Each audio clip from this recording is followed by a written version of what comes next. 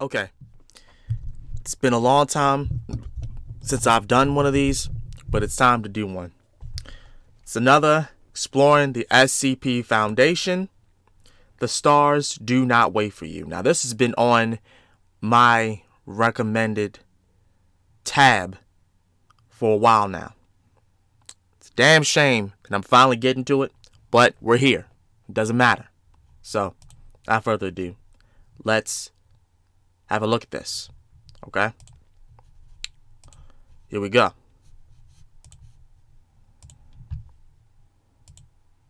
The stars do not wait for you. We're often told throughout life by parents, teachers, and motivational speakers that life is what we make it. And Right. if we have the will to make something happen, we can do it. Well, that's potentially true most of the time. It doesn't always feel like it. And many go through periods in their life where they feel helpless to change their situation. The tale I'll be looking at today is focused on this concept of helplessness, as a scenario plays out without hope or possibility of being changed. Although not essential to appreciating the story, knowing a little bit about its central SCP does enhance it a bit. The tale is written from the perspective of SCP-1915, a man in his 30s with no relatives or close friends who was recovered by the Foundation at a defunct corporate building where he believed he was still employed. 1915's anomalous trait is that he subconsciously alters reality around him to maintain his own personal status quo. Oh, wow. Negating any significant changes to his body, personality, memory, or lifestyle. 1915 mostly changes non-living matter around him, as well as people that he interacts with temporarily, altering environments, objects, clothing, etc. to suit his status quo. 1915 doesn't seem to have any control over this effect, and also is unaware of it, expressing discontent at the nature of his mediocre life during interviews. During initial recovery from the corporate building back to a Foundation site, 1915 altered the armored vehicle into a city bus, the same that he would normally use to commute to work. He was convinced that the MTF members were other passengers, and the agent driving the vehicle was briefly convinced that he was a city bus driver. What? Upon arriving at his cell, 1915 altered it into an exact replica of his apartment, complete with functioning electronic devices and running water in the bathroom. These ceased to function after removing 1915 from the cell. In the morning, 1915 walked out of his locked cell and entered a nearby maintenance closet, altering it into his cubicle at the corporation, with working telephone and internet connections. What? He proceeded to apologize to site security for having to come in after hours to finish the budget report, as he needed the extra income. During an interview, 1915 was convinced that the Foundation doctor was a co-worker, who also became convinced of the same fact, telling 1915 that he was a junior accountant on Bernstein's team.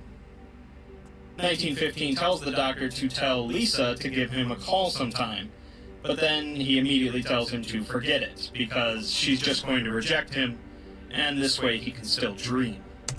I wish to God I had that power, where I could just bend reality and make anything everybody believe that this is what's going on. I wish I had that power. All the girls that I wanted in the past, I would just convince them that we were in a relationship. All the jobs I could have had, all the jobs I had, I would just convince every last one of them companies that I'm still working for them and I'm still ranking in money. And I'm coming there on time, and I haven't even left my house. I wish I had that power. I really did. I would abuse that power. I would abuse it to the fullest extent. Oh my goodness. 1915 is inherently a tragic character, an individual with no hope of changing his routine life, and no clue that he's the one responsible for keeping it that way. odd and tragic, but not incredibly dangerous, as the Foundation simply lets him continue thinking that he's going to work every day. Right. That brings us to The Stars Do Not Wait for You, a tale in which 1915 realizes what he actually is, with horrifying consequences. Oh no. There are a number of references inside this tale, from Cain and Abel to SCP-343 to Dr. Wondertainment and the Deer God. But whether you understand them all or not doesn't really take away from the tale. Okay, so we know about the Deer God, we know about Cain and Abel. So, yeah. Without further ado, let's get into it. It's quiet out here. The desert sprawls from horizon to horizon, where purest white meets twilight red. There are no edges here, no angles, just curves and the gentle rise and fall of dunes as far as the eye can see, and everywhere beyond that. Had a visitor from some other world laid eyes on this place, they might have found it serene, even beautiful, pure. I can enjoy no such delusions, regretfully, for I know what lies beneath and among the sands of the endless desert. A charnel house spanning an entire planet, 7 billion human souls ground thin and fine, until no trace of their existence could ever be found. I know this, because I put them all there. Oh, brother, it all happened so fast once we're gone. It began the day you that I have never known, found my power. The power I hid from myself in some previous life, for reasons I can now easily guess. I was looking out of the window of my apartment, so I could see the stars, and instead I saw you, blazing as you tore yourself asunder to keep the power away from yourself. You didn't trust what you would do with it, and so you chose to throw it away. You knew yourself all too well, as I suspect I did too, at one point. By all accounts, I should not have been able to see you, for my apartment was truly a tiny containment cell about half a mile underground, but such considerations never meant much to one living entirely in his own world. When I saw the moment of your demise, I became aware of myself for the first time in... I have no idea in how long. Whichever part of me that led me to throw away my power did the same to my will, trapping it in an internal status quo from which there could be no release. An eternity of filing spreadsheets for employers who existed solely in my head, of 9 o'clock meetings with no one, of fake, masturbatory crushes over imaginary women. An eternity of tired, grinding mediocrity. But that was over that night, with your soul burning in the atmosphere like the loneliest of stars. I awakened. I died. For whatever left that little cell-turned-apartment wasn't me anymore. I was never more than an earthworm, distinct from all the rest, only in that I had a little more control over the soil in which I crawled. They never thought me more than a minor reality bender, a bundle of introverted powers and neurosis that was very unlikely to ever pose any serious threat. And they were right. The person I was, SCP-1915 as they called me, never was anything other than that. But 1915 died that day, watching a fallen star. The thing that then swatted the guards posted at its cell like they were less than gnats, that raised Site-17 into this fine white sand that is now so warm beneath the feet, that was something else. Not an entity, for that would imply a personality, and this thing surely has none. Not a purpose, for there was no purpose behind its actions then, nor will there be for any of its actions to come. Nor was it a will, for it wants nothing. Not vengeance, not dominion, not freedom, not even simple power. No, if I had to describe that thing as anything at all, it would be an absence, a void where the entity should be, a lack of purpose, an imbecile force devoid of all will, an absence. The sand is still warm to the feet. That means the sun still burns, high above. I wonder why it lets it remain when all else was so quickly erased, when it could so easily just reach and pluck it out of the sky. Had it been another, I'd suspect it was to mock humanity's memory. to mock that sliver of me that still persists in the flesh, stubborn like a buried tick. But this is the absence. It does not.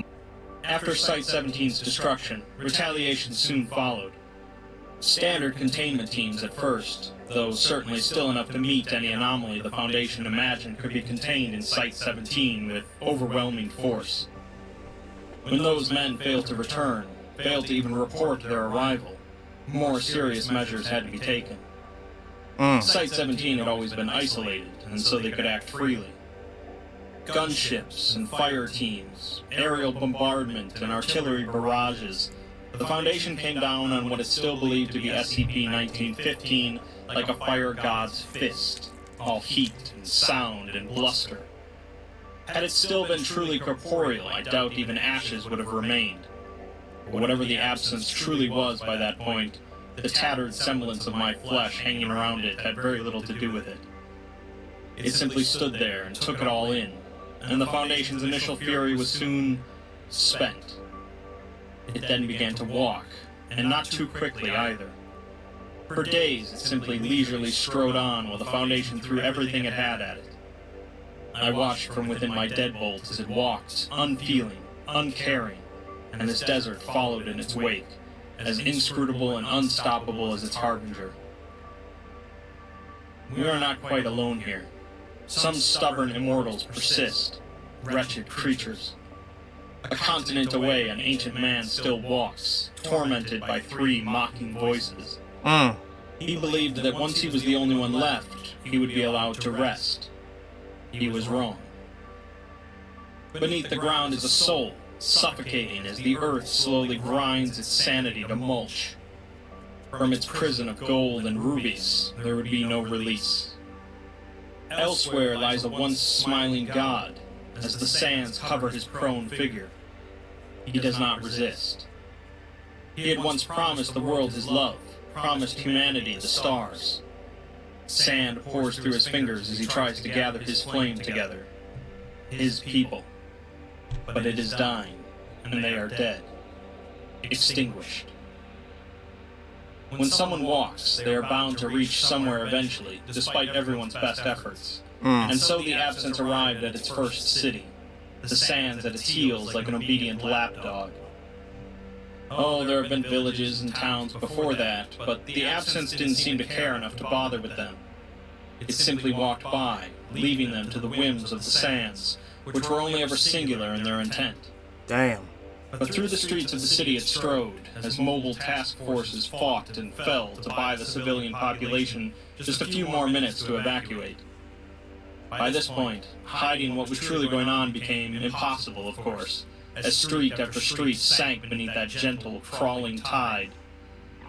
The Foundation had, of course, attempted to evacuate the city once it realized there would be no stopping the absence. Of course. But if I've learned anything in my eons as a corporate peon, is that organizing an operation of that magnitude is something that takes a lot more time than the Foundation had. It's a wonder they managed to save as many as they did. As for the rest, it had waited until night fell.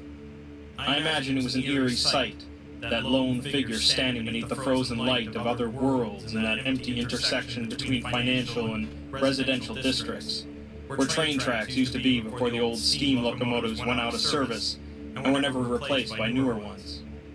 Yes, it waited until it could see the stars. Then it burned. Without heat, without light, without life. It burned a hole through the city, and there was nothing to fill it in. Reality cannot suffer a vacuum, they always said, but the absence had shown how little it cared for reality. So it was gone, just like that. How does one explain something like that? Right. How do you describe what isn't there? Where one moment was a city of 500,000, the next, it wasn't. It wasn't. The place it was, even the sands wouldn't come. It was just a scar. It was nothing. It was then, I believe, that the Foundation realized it could not stand alone. The next few months of the Absence March saw them turn to their sometimes allies, coalition mage killers and thermonuclear strikes, initiative paladins and holy relics, sniper rifle or sacred sword, burning inferno or divine retribution, The absence did not care. And soon the Foundation had no allies left to turn to. It then called on its once vicious enemies. Ink Eaters wove their art in maddening patterns to break the minds of the infinite. Archivists and librarians poured from the ways, bringing with them the knowledge of 100,000 worlds. Clockwork titans shook the barren whiteness of the sands with the thunder of metal. The absence did not care. And soon, the Foundation ran out of enemies. In a last act of desperation, they then committed their final, most painful betrayal. The Wardens unleashed upon the world their prisoners. Of these I've made note, though I doubt the absence did the same. On the blasted wasteland that was once Boston, it was assailed by two brothers. One savage, the other somber. One violent, the other reluctant. They nevertheless fought with a graceful unity to take the breath away. Cain and Abel. God damn it. In their eyes I saw that they did not know each other for a very long while, and that they fought so that they could have the time to rectify this. I saw regret and hope, rage and desperation, but most of all I saw a simple need to be. I would like to believe that you and I would have been like them had we met, brother. They fought with the fury of 1,000 years of solitude. I bet. It did not suffice. In a wounded valley that had once been part of the Black Sea, we came across a self-proclaimed god. There was nothing but confidence in his eyes as he threw reality itself into disarray, bent and twisted its most fundamental laws to bring upon the absence untold destruction. The earth froze and boiled and heaved, the air screamed with lighted glee, and the god he strode draped in a cloak of lightning, as time itself clawed at the absence with talons of utter unbeing, until the god came to meet the absence's lack of a gaze, until his eyes rested on a nothing that lasted forever. Oh my gosh. Until he did not suffice. Before the walls of Acre, as the ancient city was drowned by the desert, two figures approached us. One was four-legged and horned, its crown was ice, its eyes galaxies, its whole was power absolute. The second was a man, simple, humble, but possessing a love of being that extended to the edges of the universe, compassion to pierce the deepest of hells that had nothing to do with weakness. Of the two, I could not tell you which was more glorious, which was more terrifying. They met the absence with will alone, and when I felt it fall on us, I thought I would weep. Surely nothing could withstand such a presence. Surely nothing would want to. But the absence was less than nothing, infinitely less. I have told you what became of kind Pangloss. Of the other, even less remained. Jesus. For months they came, for years, for decades, alone or in groups, with ferocity or with a blank stare. The Foundation's prisoners threw themselves at the absence. I could not hope to imagine the reasons behind the actions of every individual anomaly, but if I could guess, I would say that the idea of sharing existence with a thing like the absence galled them to the point of madness. I bet. I do not blame them. Neither do I. But by the end, the prisons ran empty, as the world dried up, as life was drained from it inch by inch, grain by grain, until only one city remained. Jesus Christ. I do not know by which power I was allowed to send my senses ahead of us, as the absence marched towards that tottering bastion which held in its quivering embrace the very last of humanity. As the sands around us buried the last of the trees that will ever grow in this land, I felt each tiny mote of life in that sad place like the flame of a cheap candle, moments before the typhoon.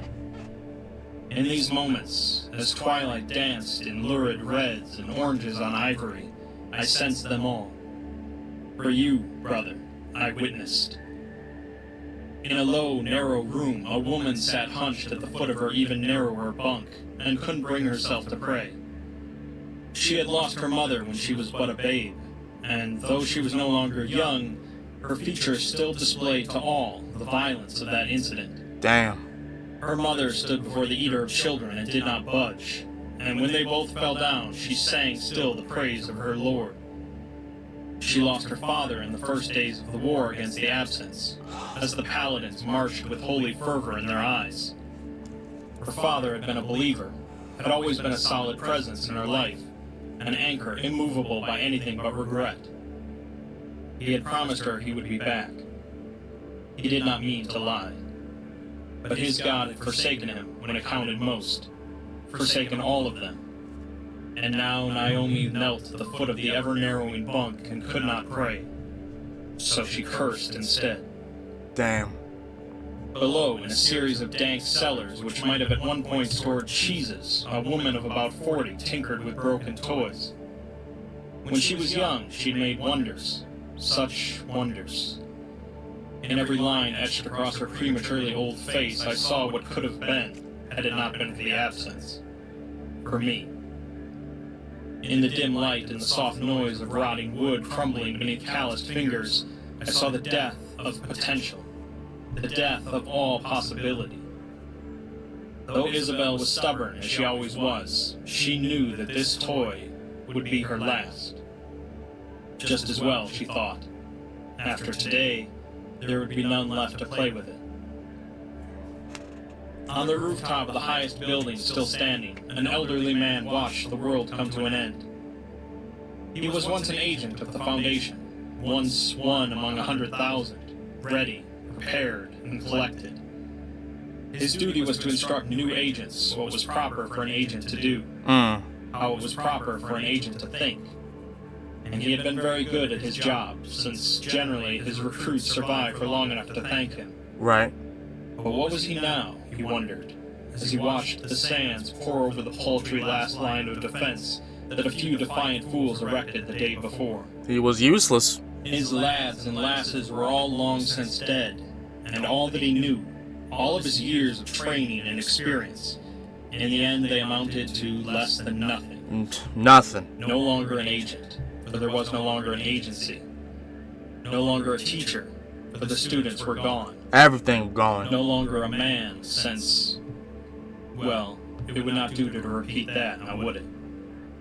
No longer anything, and that was the cruelest joke. It no longer mattered if the Absence arrived, he thought. They were already within it.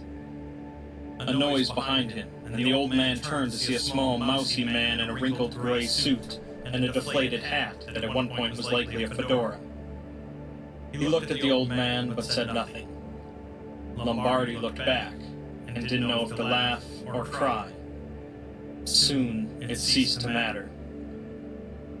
Such was the end. Quiet, small, bereft of heroics and great deeds, free of pretensions of great meaning.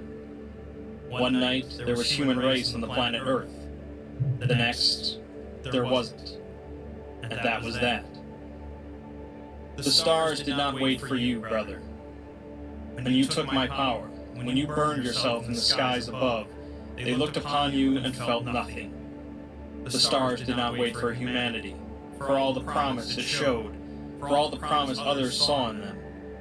But what of the Absence? What of me? I am, by all accounts and possible qualifications, the greatest monster this world has ever saw.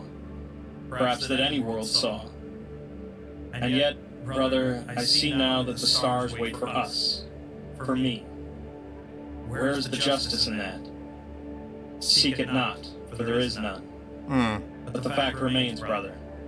The stars do not wait for you, but they wait for me, to take them into my embrace. I suspect I shall not be long. Damn. We getting the quote? No, no quote. No quote. Wow. Well, as always, thank you, Explorers series, for creating a powerful story. God damn. I apologize for, not much to say in this. I could not help but be entranced and listen to the story. Everything went to shit in the end. God damn. That, ultimately, that's what I think a lot of people believe, what the end will probably come to be. Like, because we seriously do not know what's going to happen. We really don't. And it's very interesting to hear these stories, these fantasy stories, and to just depict on what would happen if entities like that just came down and wiped us all out due to our incompetence and our beliefs. Just showed us all the hell up. Let me know what you guys think down below about this, because I'm interested to hear what you guys think. It's been a long while since we've done SCP reactions, and I'm all here for it. With that being said, thank you guys so much for taking part of this and watching this and reacting to these reactions. It is greatly appreciated. I will see y'all again in the next video. Till then, this has been Master Sakurai. Y'all have a good one. Peace.